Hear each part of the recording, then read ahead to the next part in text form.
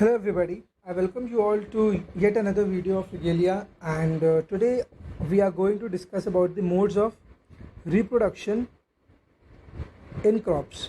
Okay, so before we move to the main crux of the chapter, we'll first see what is reproduction. So it is basically a type or a form of perpetuation where one life form gives birth to the other life form. Okay, perpetuation. Now, reproduction is of two types. First is the asexual one, and second is the sexual one. Now, in the asexual one, what happens is it does not involve fusion of male and female gamete. While in sexual one, it involves the fusion of male and female gamete to form a zygote that then further develops into an embryo.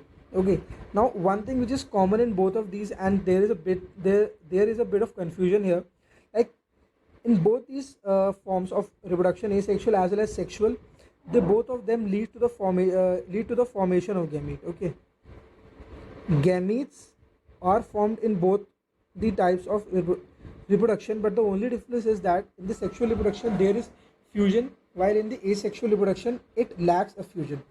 Now, asexual reproduction, it is of two types. First is the vegetative reproduction, or we can say the natural one, and second is apomixis. Okay, now in the vegetative reproduction, as you can see, it is of many asexual reproduction is of many types like the vegetative reproduction, but here we will see the three main types. First is the underground stem, second is the subaerial, and third is the bulbil. Okay, now in the underground stem, what happens is the tuber is found in potato. Okay, bulb is found in onion and garlic, rhizome ginger and turmeric, corm banda and arvi. Okay, now in the subaerial stem, runners, stolon, sucker, etc. We just don't need to dive into the depth of all these things, which it will be covered in the other video of the plant physiology part. So for now we just need to concentrate on the names like runners, stolon, sucker, and some of the examples are mint, date palm, etc. Okay, so date palm, sucker is found in date palm. Okay, now bulbil. Bulbil is a modified flower, that is a flower, it gets modified into a bulbil that develops into plants directly without seed formation. So what happens is, like, there is a tree or a plant, you can say, for example, and here is a flower. The flower falls down to the ground, and the flower, it has a modified part which develops into a seed. So this modified part is called the bulbil. And in case of garlic, the lower flowers in the garlic inflorescence, they develop into bulbil. Okay, and bulbil production via tissue culture. So tissue culture is a modern tool. It's like a modern technology in which we can culture the tissues of plant and we can form a complete organism from it. Okay, so what happens is that bulbil production via tissue culture has been done in cardamom. So it is important point, and I think you should learn it. Like in cardamom, it is formed through tissue culture. Okay, now apomixis. What is apomixis? In apomixis, the seeds are formed. Okay, but embryo, it will develop without fertilization. So in apomixis, you can say like a seed is formed, but the embryo within it is not formed due to fertilization. Okay, so we sometimes say that apomixis is a form of asexual reproduction. Okay, is a form of asexual reproduction that mimics sexual reproduction. That mimics sexual reproduction. It just copies the sexual reproduction, but it is not what we call a sexual reproduction. Now, apomixis is of two types. First is the facultative one, and second is the obligate one. In the facultative one, apomixis will involve sexual reproduction also. Although there is apomixis, we don't find sexual reproduction, but in case of the facultative one, you will see sexual reproduction. While in the obligate one, when sexual reproduction is completely absent, so because it is obligate, so only pure apomixis phenomena will take place in it, and no sexual reproduction is found. Now, apomixis is of three types. First, adventive embryony. This is a broad classification, and we will see more. We will see into depth about all these classification later on. Now, first is adventive embryony, second is apospory, and the third is diplospory. Okay. Now we will see one by one what are these things. Now, first is adventive embryony. In adventive embryony, the embryo will develop directly from vegetative cells. Now, what are the vegetative cells? Nucellus, integument, chalaza. So, for your better understanding, here is a diagram of the ovule, in which you can see this nucellus. Okay, this is integument, and this is a chalaza. So, these are the vegetative parts, and these are diploid in nature. These parts are 2n in nature. Okay, these all are diploid parts. Now, embryo develop directly from the vegetative cells like nucellus, integument, and chalaza. After that, what happens is embryo sac is not formed. Very interesting part. Embryo sac is not formed in case of adventive embryony. It occurs in mango and citrus. It occurs in mango and citrus. So adventive embryony is found in mango and citrus. Now, apospory. What happens in apospory is that vegetative cells of ovule develop unreduced embryo sac without meiosis. So, what is an unreduced embryo sac? Embryo sac that hasn't undergone meiosis is called unreduced embryo sac, and hence the ploidy number will remain 2n ploidy number. Okay, it will not be reduced. So, the vegetative cell here form embryo sac, while in adventive embryony, you might have seen that embryo sac is not formed, but here embryo sac is formed. The embryo will develop from the egg cell or some other cell of this embryo sac. Okay, and now I will show you what is the embryo sac. This is an embryo sac. In this, there are synergids and an egg cell. So, what happens in apospory is that, like I'll show you in this diagram, this is an egg cell. Okay, these are synergids, and this is the embryo sac. Sorry, these are synergids, and this is an egg cell. So, what will happen is embryo will develop from the egg cell from this part or some other cell of this embryo sac. So, because the embryo sac is diploid in nature, as it hasn't undergone any kind of meiosis, so it can develop from any other part, but favorably it is the egg cell. Now, examples are Hieracium, Malus, Crepus, Ranunculus, Ova. Examples are important. Okay, and you should also know that what is the mechanism involved behind all these apospory and diplospory. Now, diplospory, what is diplospory? Megaspore produces embryo sac. Okay, what happened in apospory was vegetative cell developed embryo sac, but in diplospory the megaspore will produce embryo sac, and meiosis is modified to keep the megaspore 2n. Okay, so the megaspore will be here 2n. Megaspore will be 2n. Usually it is n, but in case of diplospory it is 2n. Okay. Now in case of apospory is of two types. First is the generative apospory, second is the somatic apospory. In generative apospory, the embryo sac will develop from the archisporial cell. I'll tell you what is archisporial cell. And in the somatic apospory, embryo sac develops from the nucleus. Okay. Now what happens is, like, during embryo sac formation, the megaspore mother cell, okay, megaspore mother cell, also called the MMC, which is diploid, undergoes meiosis to form megaspores.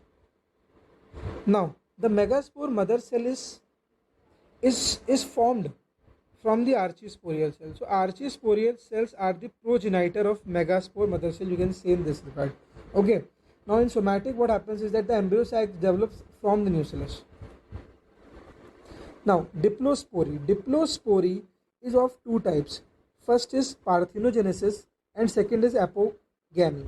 Now, we have discussed earlier, like in diplospory, what happens is that a megaspore, okay, which is unreduced megaspore, will form embryo sac.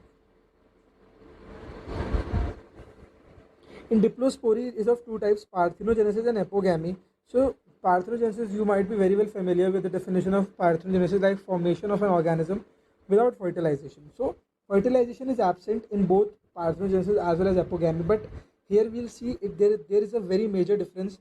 Like in parthenogenesis, pollination is absent. Okay, pollination will not take place in parthenogenesis, but in apogamy, pollination will occur.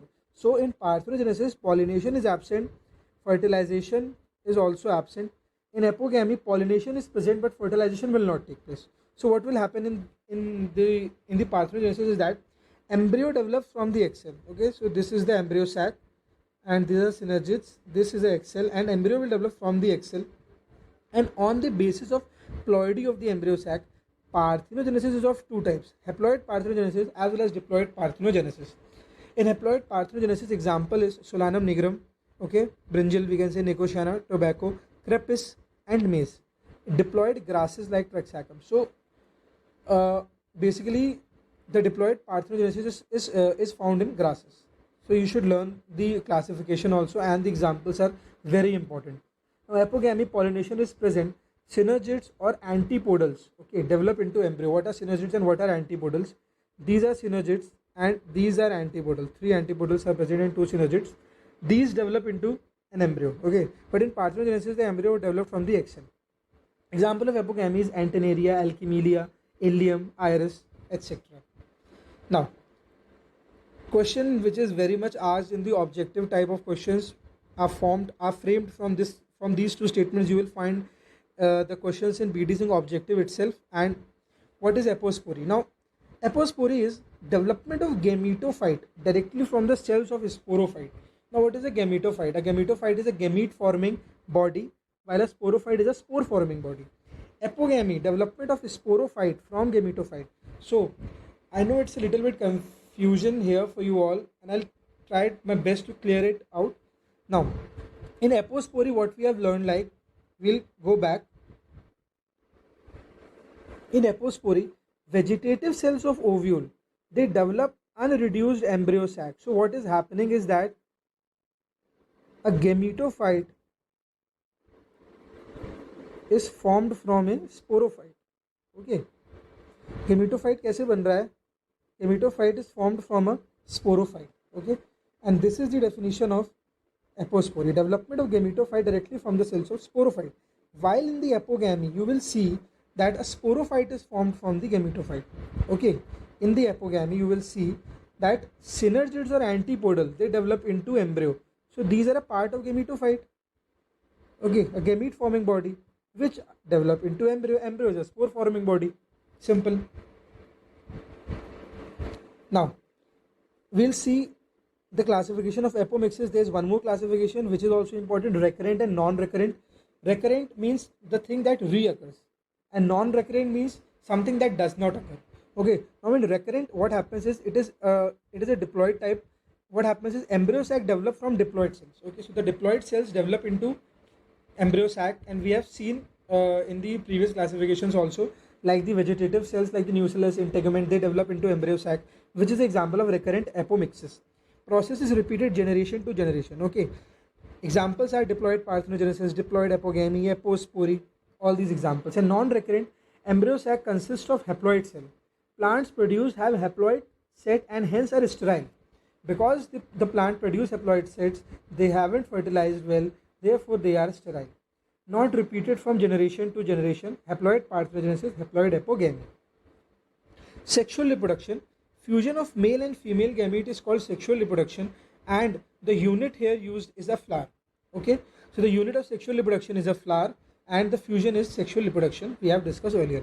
Now, flowers are of two types, broadly classify करें तो. First is monoecious and second is dioecious. Okay, now in the monoecious, what happens is the male and female flowers separate but are present on the same plant. Like this is a plant, okay, and on the same plant you will find a male, and on the same plant you will find a female. Okay, this is called monoicy, and you will see monoicy in cucurbits. You can find it very easily if you have it in your gardens or in your farm. You will easily find monoicy in it. Grapes, strawberry, etc.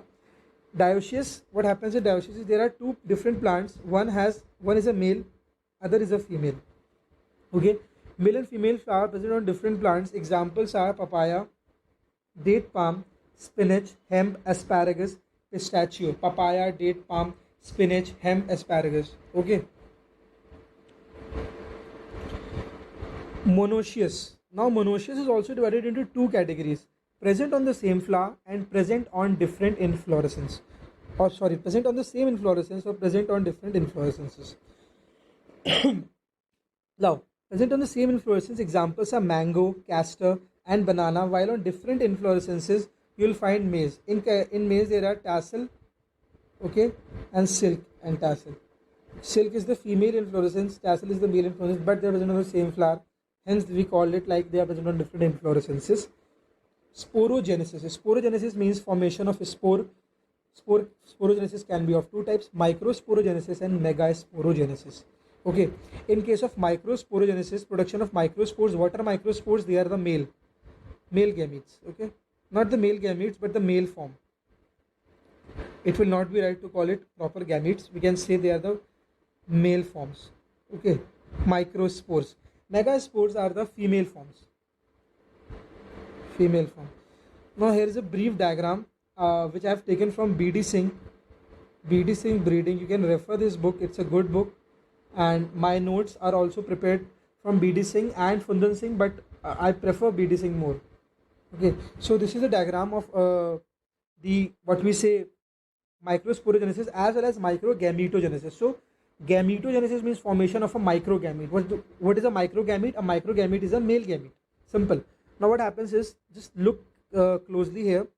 It's a stamen, it has anther and it has filament. You all might have studied the basic biology of a stamen. After that, what you will find in a single anther, you will see that young anther has 4 pollen sac. Okay, like young anther, it has 4 pollen sac, and 4 pollen sac, 1 pollen sac.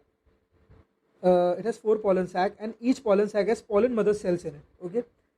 Now here is a figure of pollen mother cell which is diploid in nature. I've told you. And one more thing, a pollen sac is known as a microsporangium. Okay, microsporangium. You can compare with the fungal part also, like conidia is there, conidium and all those things. So primary mother cell diploid, first meiotic division, it's a dyad. Okay, dyad means two forms closely linked. Then after that, second meiotic division, the dyad will split into 4 parts. It will be a tetrad, and after maturation, there is a microspore or a pollen grain. Okay, so a pollen grain is a microspore. It can be asked in the objective examinations.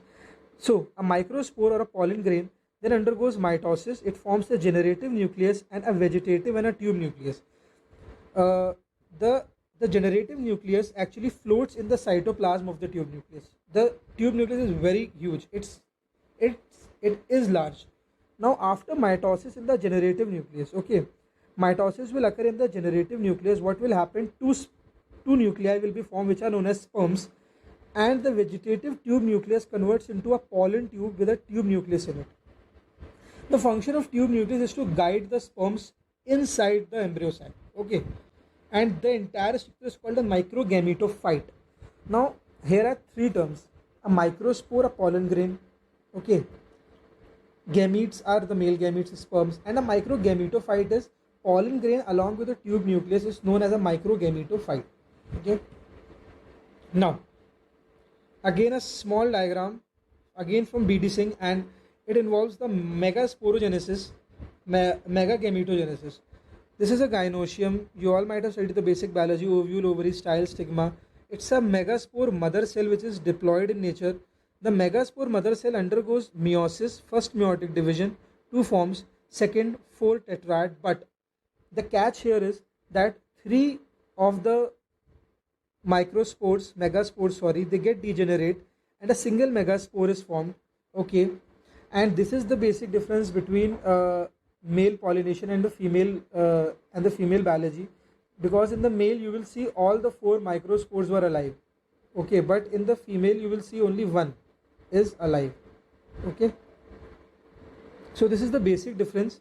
And after that, what happens is that the megaspore undergoes, again it will undergo mitosis to form 2 nucleus, again a mitosis to form 4 nucleus, and again a mitosis to form 8 nucleus. So a question is asked in the examination, like number of mitoses undergone is 3 mitosis and 1 meiosis. 3 mitosis it will undergo. Okay, and there is no point of counting the meiosis here. Just we have to know that 3 mitosis, first mitosis 2, then 4, then 8. Okay, now what will happen is that an embryo sac will be formed by differentiation, and how it will be formed I'll tell you. This is an embryo sac. Okay, these were 1, 2, 3, 4, 5, 6, 7, 8. What will happen is that two nucleus will be arranged at the center. Okay, three nucleus here. It will be 1, 2, 3, 4, 5, and three nucleus on the top. These are called the antipodals. Antipodals. Okay, this is the central cell with two polar nuclei, having two polar nucleus. Okay, and here are two synergids plus one XL. Total there are 8. So we say that an embryo sac is 7-celled and 8 nucleated. 7-celled and 8 nucleated. Why not 8-celled? Because the two polar nuclei, they fuse to form a central cell, and hence we say it is 7-celled and 8 nucleated. What is anthesis? First opening of a flower is known as anthesis, or we can say the duration or the time during which the flower opens itself. The anthers are released out for the purpose of pollination, and it generally occurs in the morning. Okay. Now in case of wheat, you can see this is a wheat head, and anthesis. Notice the anthers are sticking out. The anthers have just erupted out from the wheat head, which indicates anthesis period. In rice, what happens is that there are two board-shaped bracts which are called lemma and palea. Okay, two board-shaped bracts called lemma and palea. Petals and sepals are separated by lodicules.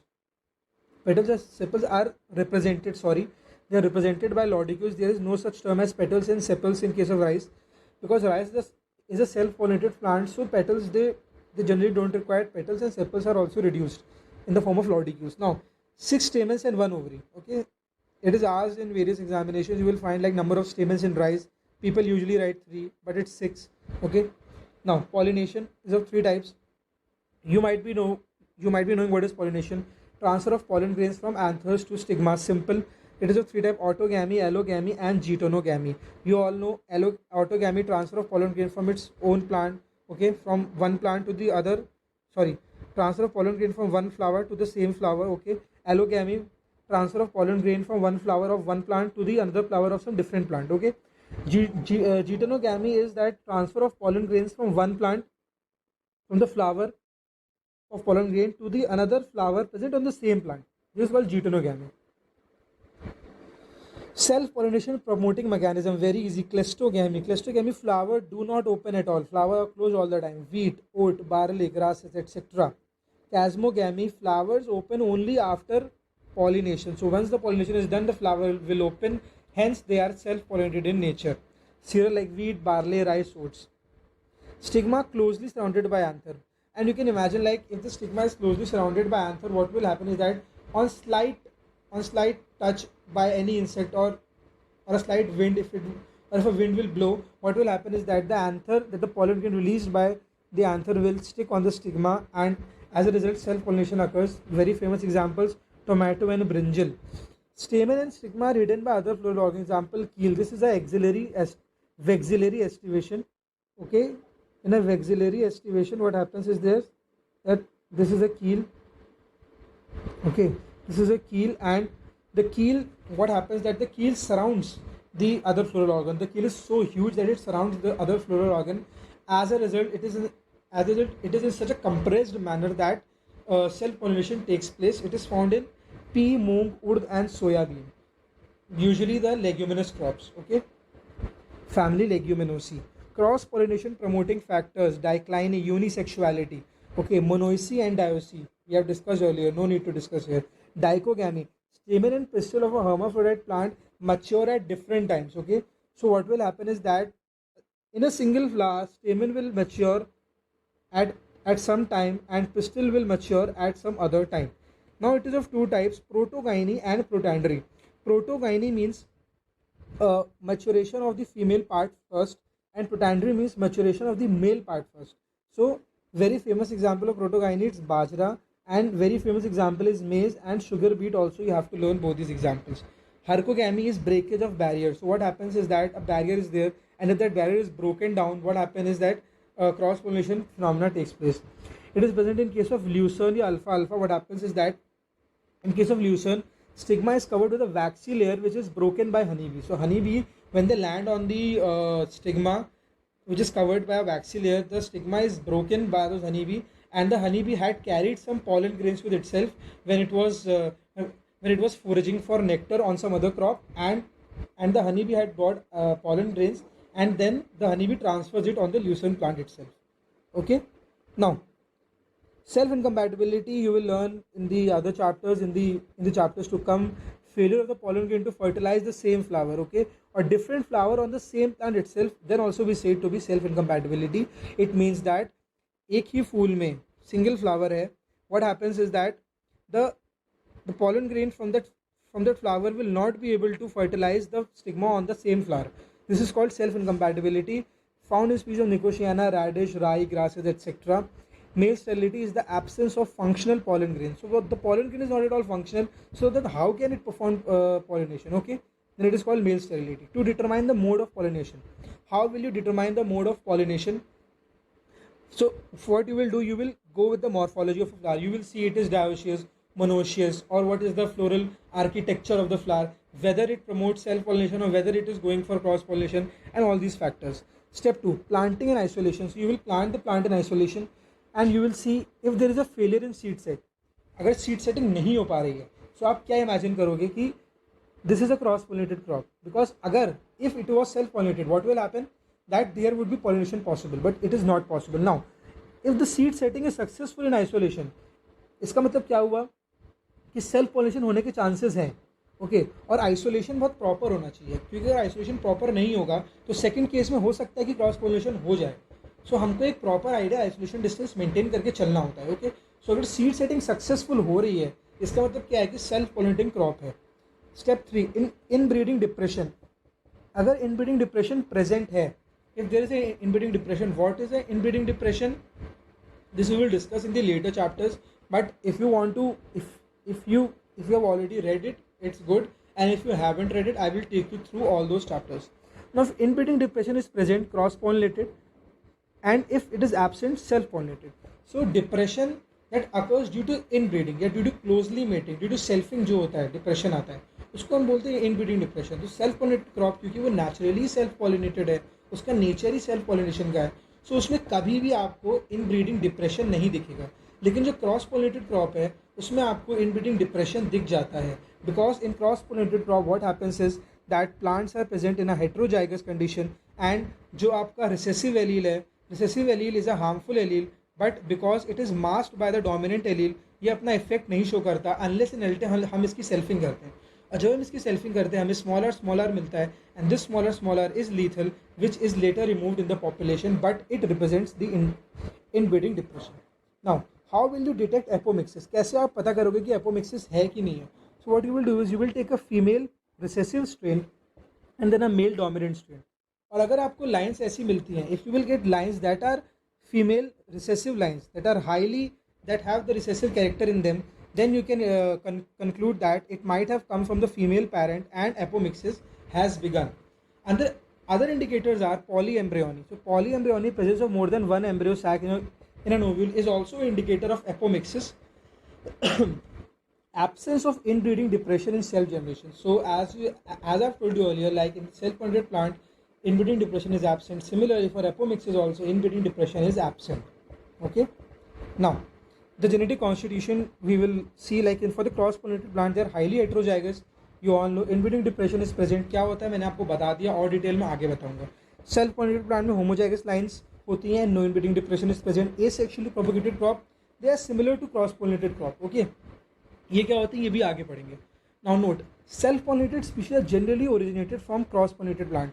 सो ये थोड़ा एक myth buster type की चीज़ है. हमें लगता है कि नहीं, हमें लगता है कि क्रॉस पोलिनेटेड प्लांट थे जैसे, okay, and cross pollinated plant से सेल्फ पोलिनेटेड प्लांट जो है वो बने. ऐसा नहीं है. Self pollinated plants are originated from cross pollinated plant. Okay, now here is a cross pollinated plant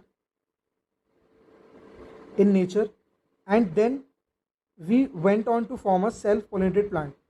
हमें क्या लगता है यूजुअली कि सेल्फ पोलिनेटेड प्लांट पहले आए होंगे फिर क्रॉस पोलिनेटेड प्लांट बने, लेकिन ऐसा नहीं है. Because in nature what had happened that for the survival of the fittest we require diversity very much. So naturally आप देखोगे जितने भी वाइल्ड पेरेंट्स होते हैं ना, जितने भी वाइल्ड आप क्रॉप देखोगे वो यूजुअली हेट्रोजाइगस ही होती है, क्रॉस पोलिनेटेड ही होती है, because we need diversity in order to survive. and hence most of the plants that were cross pollinated later they converted to self pollinated plant. Okay, and this is all for the video guys. अगर आपको video पसंद आया, if you like the video, do subscribe the channel and like the video, and thank you so much, and I'll meet you in the next video lecture.